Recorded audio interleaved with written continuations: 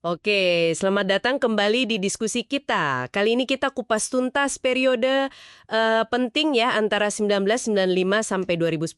Betul. Ini dari perjalanan Ray Dalio dan Bridgewater, seperti di bab 5 buku Principles.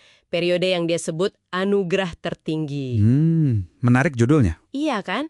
Masa pertumbuhan pesat, inovasi, terus ya hadapi krisis juga dan akhirnya kesadaran buat berbagi hikmah. Siap ya kita selami? Siap. Periode ini memang kaya banget pelajarannya. Kita bakal lihat gimana pengalaman nyata, ya baik sukses atau gagal, yang pahit sekalipun. Iya, iya. Itu benar-benar membentuk prinsip-prinsip yang sekarang kita kenal. Ini bukan teori aja, tapi hasil tempaan langsung di lapangan. Oke, kita mulai dari pertengahan 90-an sampai 2000 ya. Bridgewater kan meledak banget tuh, asetnya naik drastis. Banget.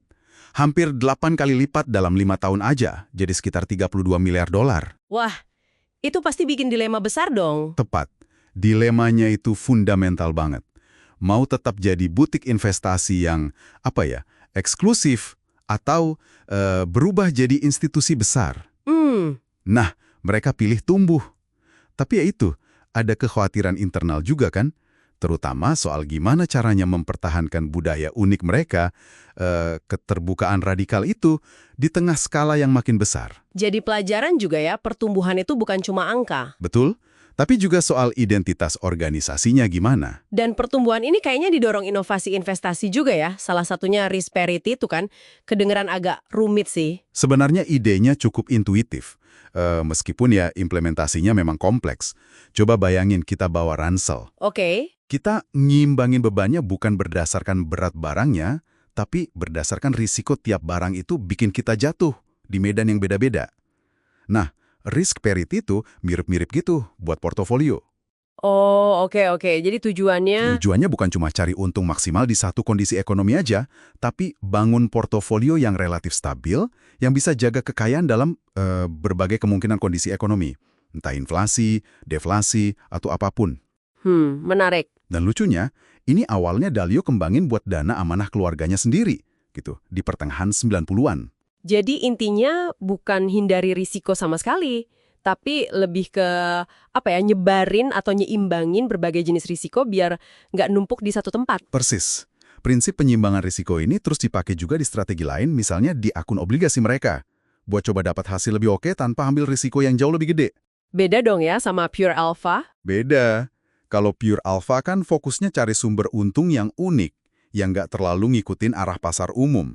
Nah, dengan skala sebesar itu, gimana mereka jaga kualitas keputusannya? Saya baca Dalio mulai banget pakai sistem ya. Benar sekali. Pertumbuhan yang cepat itu maksa mereka buat menyistematisasi proses keputusan. Di sini Dalio mulai nerjemahin kriteria investasinya. Yang tadinya di kepala dia. Iya, yang tadinya di kepala dia dan timnya, jadi algoritma komputer. Kelebihannya jelas kan?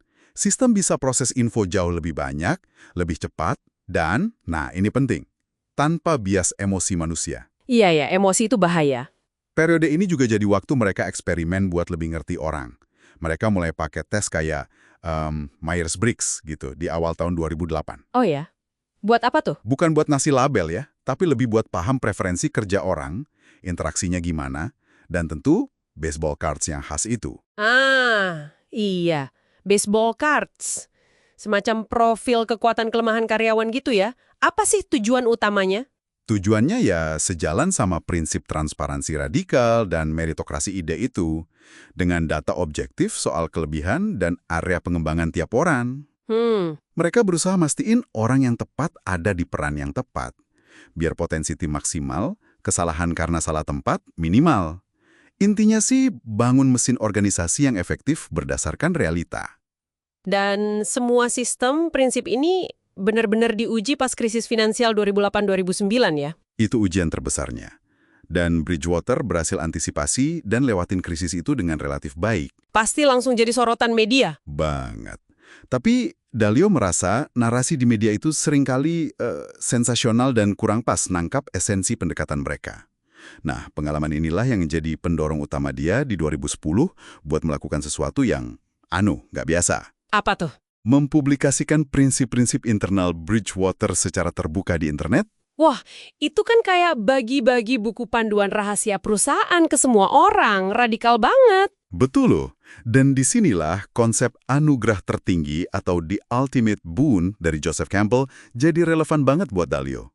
Ini bukan sekedar pengetahuan bisnis biasa. Tapi lebih dalam ya. Iya, ini kebijaksanaan yang lahir dari perjuangan panjang, termasuk lewat gagal dan sakit. Dalio merasa pengetahuan berharga ini yang ditempa lewat kesulitan besar adalah anugerah yang dia punya tanggung jawab moral buat dibagikan, bukan disimpan sendiri. Dan proses belajarnya nggak berhenti di situ ya, setelah 2010 pun lanjut. Tentu saja, mulai 2010 itu juga kerangka analisis yang sama mereka pakai buat mulai identifikasi potensi krisis utang di Eropa. Ini nunjukin kalau prinsip dan sistem itu bukan hal statis, tapi kerangka kerja yang hidup, terus diuji, disempurnakan.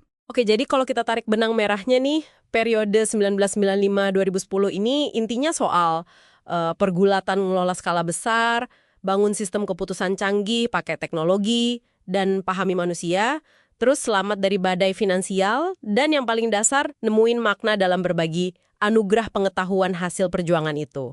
Tepat sekali. Buat Anda yang dengerin, ada pelajaran penting di sini kan? Gimana tantangan besar, bahkan gagal, bisa jadi sumber belajar dan ketahanan kalau dihadapi secara sistematis, jujur, dan terbuka. Evolusi dari pengalaman jadi prinsip. Ini inti perjalanannya Dalio. Oke, sebagai penutup mungkin ada satu hal lagi buat kita renungkan. Mungkin gini, buat Dalio, anugerah terbesarnya bukan cuma sukses finansialnya, tapi wawasan unik yang dia dapat sepanjang jalan itu, termasuk dari masa sulit. Dia merasa perlu mewariskannya. Nah, coba deh kita refleksi sejenak. Anugerah atau wawasan berharga apa ya yang mungkin udah kita dapat dari perjalanan dan pengalaman kita sendiri? Yang mungkin layak kita renungkan lebih dalam, atau bahkan mungkin bisa kita bagikan juga ke orang lain.